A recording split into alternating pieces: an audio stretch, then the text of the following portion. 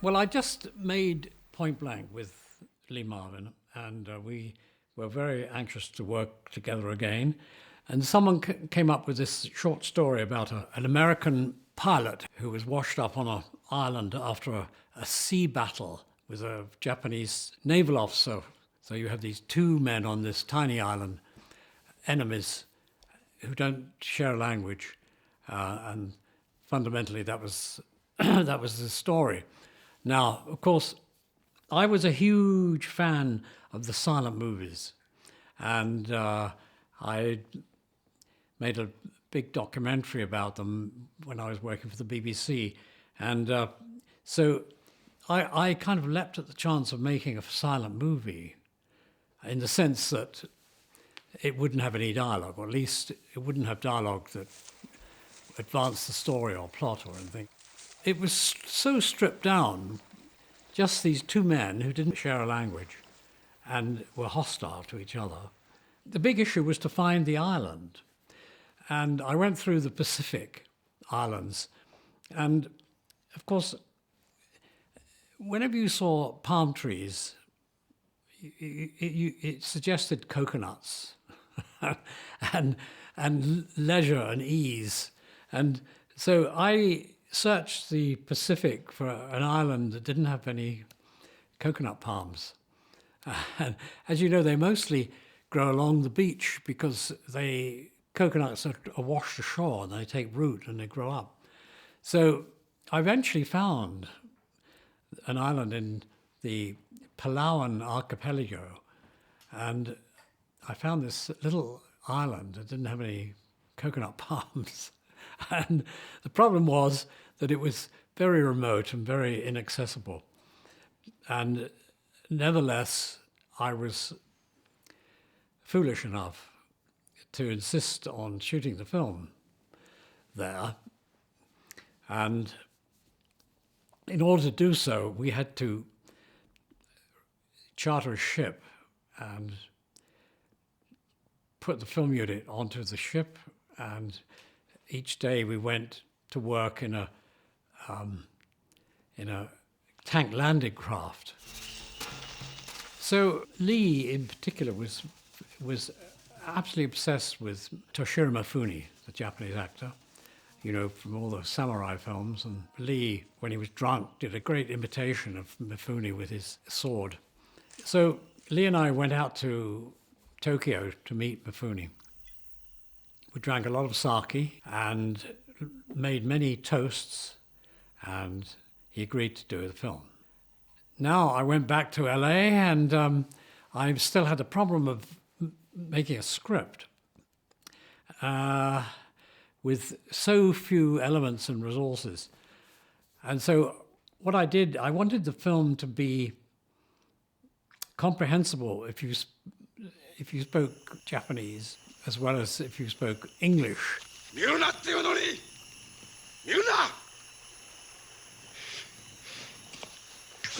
I designed the story so that it didn't work if you could speak both Japanese and English, because clearly the two actors could shout or talk or mumble to themselves, but it was important that the other actor didn't understand them.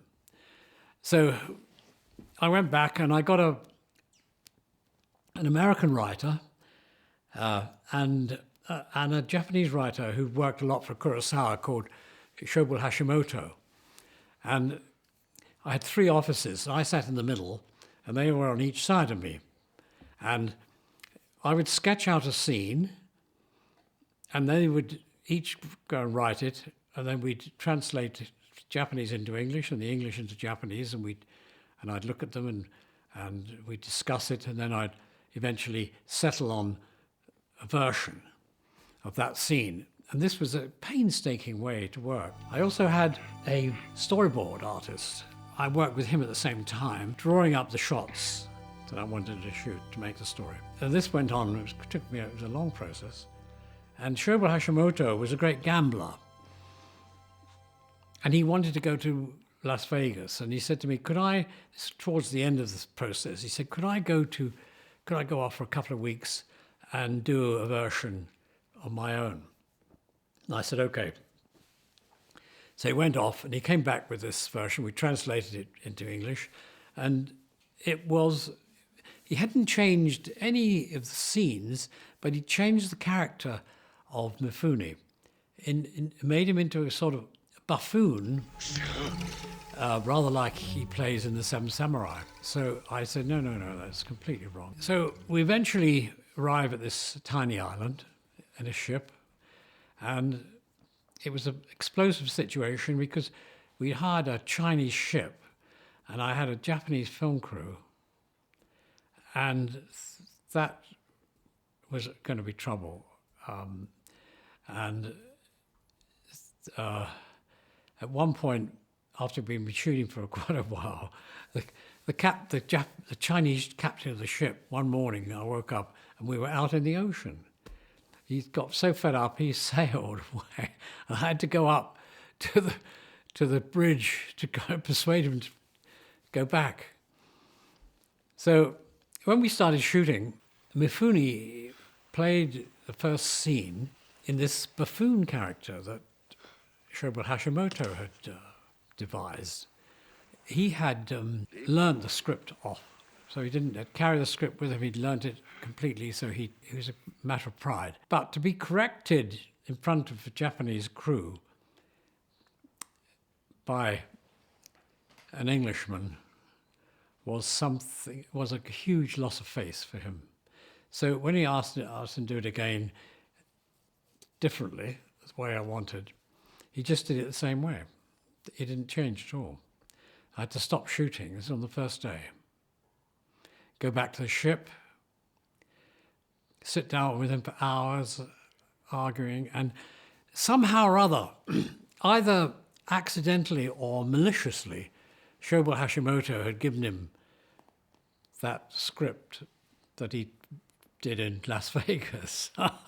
and it was a complete nightmare. I mean, I think this film was both the worst and the best experience I've ever had, because it was magnificent to be on this tiny island of the coral reef, and every day when we had a couple of islanders from larger islands who would go fishing and catch some fish and cook it up for our lunch, and it was in many ways wonderful.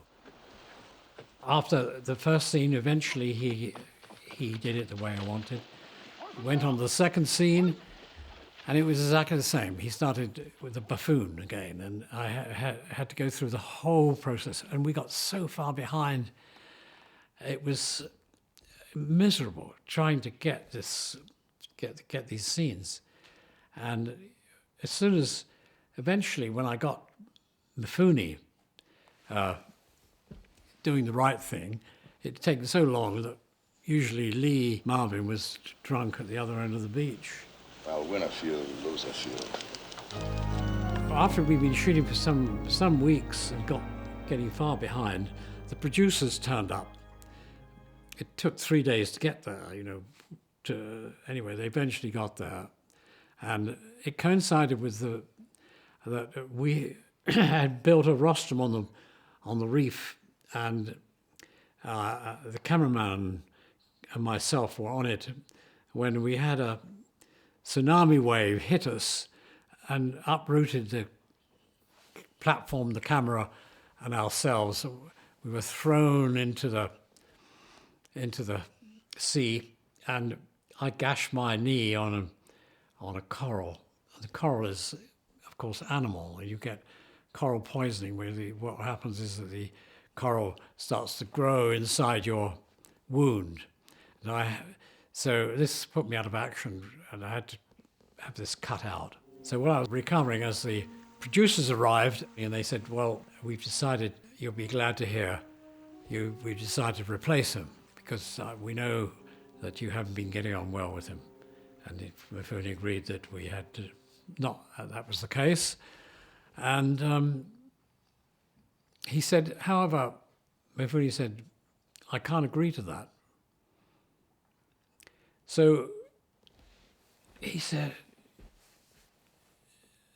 the producer said, well, why not? And he said, because, in Tokyo, I went to the tea house and we drank some toast and I agreed to do the film with Boorman. It's a matter of honor. Honor, said the producers. This is Hollywood. Honor doesn't come into it. So he insisted that we carried on. And so another couple of days, I eventually got to my feet and we went shooting again. And I thought, now we're going to be pals, But it was exactly the same. Every scene started in the same way. And we fought and argued all the way through. Because Mifune had an interpreter, I had problems with him too, because when I said something critical to Mifune, and the interpreter would say to me, "Oh, please don't make me say that to him." And I said, "You're interpreting it. Just tell him what I said." And Mifune he would say it, and reluctantly, and Mifune would shout at him angrily, and then turn and smile at me as though I had nothing to do with it. And this went on continuously. And as things got worse and worse, and I got angrier and angrier, and my criticisms got more and more severe. And on one occasion, I said, "You tell him this," and I told him very angrily. And he begged me. He said, he said, "It's more than my life's worth to say that to him." I said, "Just say it." So he knelt down on the ground in an issue of prayer and translated what I'd said, and Mifune hit him across the face for saying it. And as though I had nothing whatsoever to do with it. It was extraordinary. It was really extraordinary. And later on, some years later, when Kurosawa came to London to promote his film Ran, the British directors gave him a dinner, and I was given the task of making a little speech. So I started my speech, and again it had to be translated because, it breaks the rhythm of the thing, and I have to keep stopping while it was translated. And then, so on impulse, I told him the story of Mifune and the interpreter. and Kurosawa had been sitting stolidly and without expression all through the evening, And then he turned to me and he said in English, "Impossible to direct Mifune. All you can do with Mifune is point him like a missile." Lee Marvin had fought in the Pacific War. He was a sniper, and he was often, they would land him in a rubber boat at night the day before they were going to attack these islands. The Pacific War was a series of invasions of all these islands which the Japanese held. And so Lee would be landed there and he would creep into the jungle, and when the invasion took place, he would start shooting from behind the lines. So it was a very hazardous thing, and he himself was wounded in Saipan. His platoon was ambushed, and he was wounded, and so he'd fought Japanese. And Mifune, actually, in the war, was a quartermaster, and his job was handing out sake to the kamikaze pilots before they went on to fly their planes into American ships. So anyway, they loved each other. They absolutely adored each other's company, and even though they couldn't speak each other's language, they drank together and they shouted and hollered and yeah, they were very happy. Well, the story of the film is really how they meet as enemies and they fight against each other and struggle against each other for dominance, and eventually, out of just the need to survive. They forge some kind of truce, and they achieve some kind of understanding of each other. And both the performances are terrific, even though there's so little to work on. And when I went on the second occasion, I went to Tokyo to get the crew together, and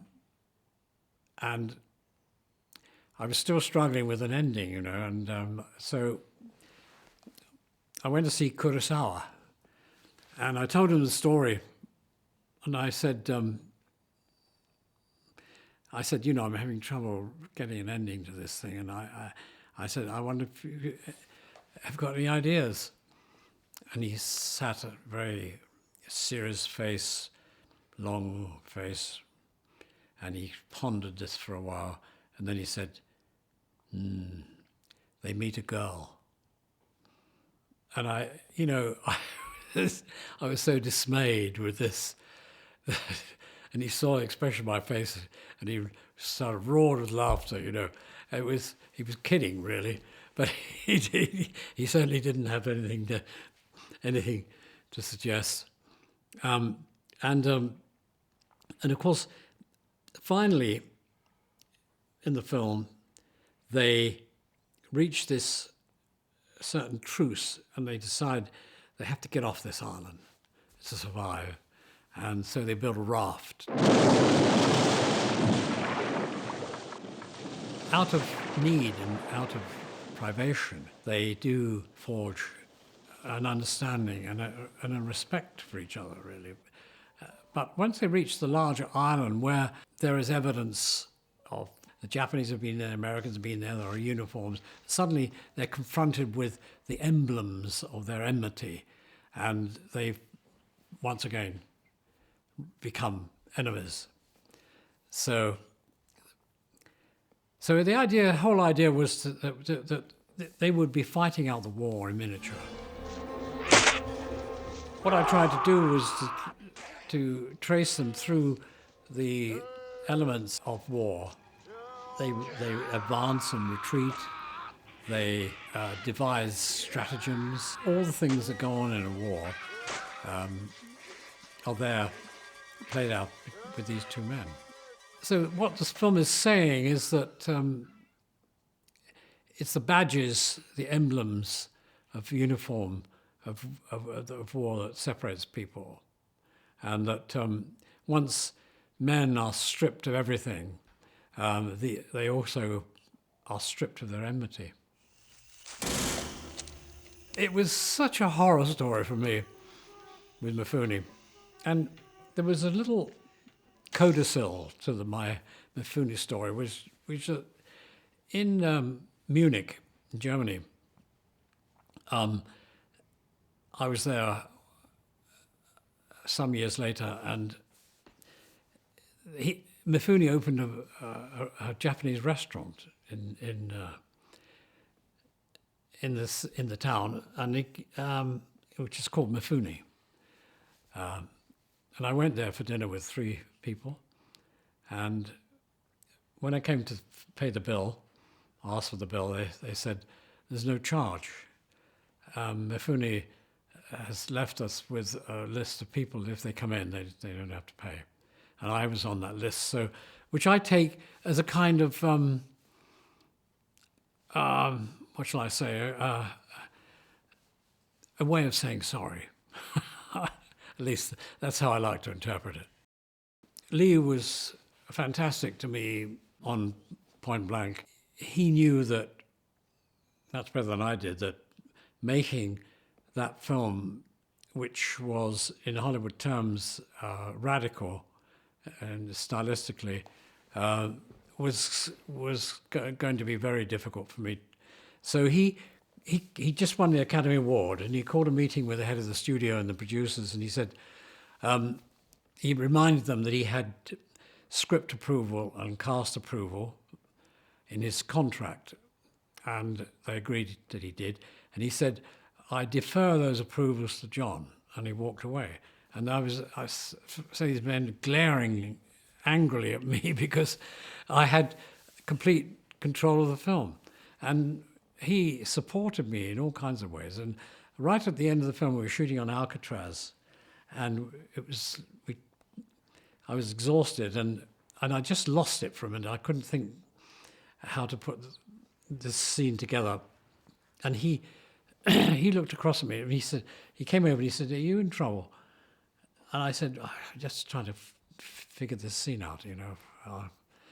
So he then walked off, and he started roaring and shouting and acting drunk. And the production manager came over to me and said, "Have you seen the state Lee's in? You can't shoot on him like this." So immediately the pressure was off, and it only took me 10 minutes to figure it all out. And he made this remarkable recovery from drunkenness to sobriety in about 10 seconds. So he was a great support. And so, and you know, I loved working with him, and despite all the difficulties of Helen Pacific, we remained friends, and until his death, we were very close friends. When we started looking for locations, Lee came with me for some of the time, and we went to the Hawaii first of all. We went to Maui, which is one of the islands where there's a big volcano, and so. I was just listening to see if it could be done there, and I felt that Hawaii was much too relaxed, and it had to be some suffering involved in making this film. And so anyway, we went. There's a big volcano, which is always bubbling away in Maui, and we went. We got in a light aircraft, and we flew into the crater. The crater is about a mile in diameter, so you could actually go into, and you could fly in a circle inside the volcano. It was a wonderful experience. But as we climbed out over the rim, the engine cut out, and the pilot desperately trying to get it, and we were descending onto these awful these rocks, and the pilot was saying, "Fly, you bastard, fly!" And I was in the front next to the pilot, and Lee was behind, and I turned around and looked at Lee, and he had this beatific smile on his face, and I knew what he was thinking. He was thinking that this is the appropriate way for Lee Marvin to die in a volcano. One of the things that got me through that picture, with all its hazards, was the cameraman Conrad Hall, who was born in Tahiti, and he knew the light of the Pacific, and he was an enormous asset and an ally to me, and he had a great spirit, and I would set up a shot, and then he would always, when I wasn't looking, he would move the camera 6 inches one way or the other just to make the shot his own. And it was, but he was just terrific, and he got me through it, really. And he had I learned certain things from him. For instance, to always have a can of black spray paint handy, because to just knock out highlights that you didn't want, which are much quicker than setting a flag or to hide it, and you could just, very quickly. The first day of shooting, Conrad Hall said to me, "Look, Jordan Cronenworth had been his focus puller." And he said, "Yeah, I've just made him up as my camera operator. but he said he's on another picture. Conrad then fell sick with bronchitis and was on the ship. And I found myself on the first day of shooting, not only trying to argue with Mifune, but without a camera operator or a lighting cameraman. So his gaffer and I did the lighting more or less, and I operated the camera. So, and the other thing, because we were so far away, it took nearly 2 weeks to get the rushes back. So when the rushes arrived back, we'd have a big party on the ship and watch these rushes. Very often we could hardly remember having shot some of the scenes because it was so long since we saw them. All the pictures I've made, I've never gone over budget or over schedule. I always planned carefully. This is the only film where I got behind. We scheduled for 9 weeks of shooting, and it ended up with 12 weeks. We had 3 or 4 Americans, the rest were Japanese. The Japanese film crew was the best crew I ever worked with. If you're working with an Irish crew or a British crew or American crew, every time you want one of the crew members to do something, you turn and look, and they've usually got a mouthful of hamburger or something, they're chatting with their pals. And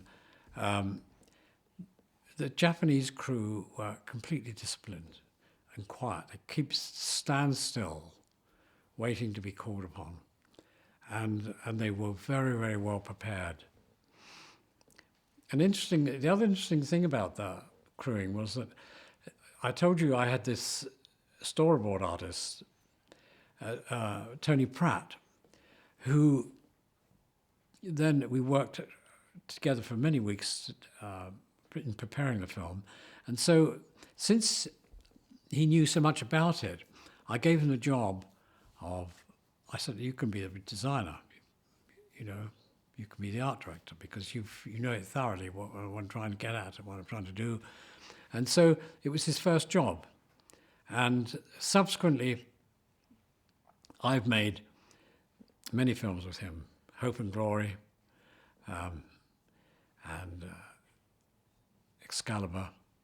And he's worked with other directors in Hollywood, and it was the beginning of a great career for him.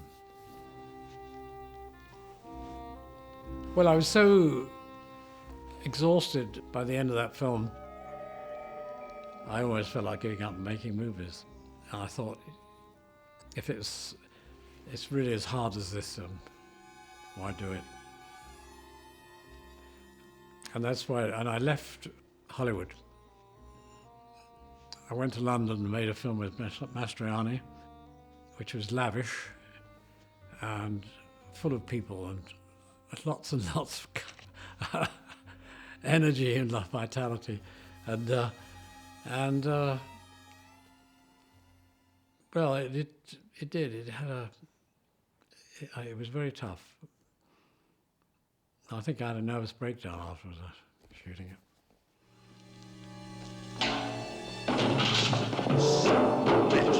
The original ending, which I acknowledge as being not entirely satisfactory. I struggled a lot with the ending, but fundamentally, they get to this second island where all the insignia of enmity and war are present, and they shrink back into their nationalities. And they have a scene with a fire, and they found sake and they're drinking, and Mifune sings a very sentimental Japanese song, and the Marvin character is really despises him for this sentimentality, and shouts at him. They're each in their own uniform, and they walk away. in separate directions. That's the endings that I had. When the film opened in America, it opened in America with my ending. And maybe it didn't do too well, I don't know anyway. But when it opened in Britain with this change ending, so the producers had changed this ending without asking me or telling me about it. You have the scene of the men at night with the sake, and then a bomb drops on them. So I felt that was incredibly pessimistic, that of all things they'd been through, they in my ending, they could at least part without killing each other. So a kind of understanding was implicit to that. And this dropping a bomb on seemed to be so cynical, the idea that they go through all that and then a random bomb just kills them. I hated it. And of course, the only country where it played with my ending then was in France, because the French distributor said they couldn't show it with a ending that was not approved by the director. Yeah.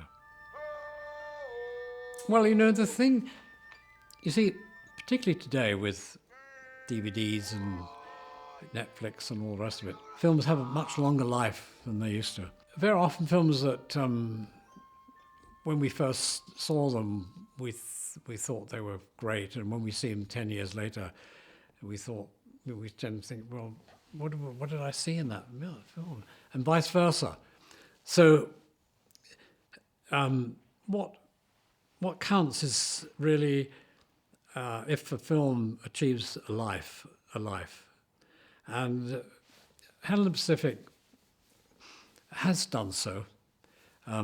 It has lived and survived, rather like The Two Men. The film survived, and it has, people see it and appreciate it and understand it. So, in that sense, I'm pleased. Down in the canebrake close by the mill, there lived a colored girl, and her name was Nancy Dill. I told her that I loved her mighty fine, and if she would come with me, I soon would make her mine. Come along, come, won't you come along with me, and I'll take you down to Tennessee. Come along, come, won't you come along with me, and I'll take you down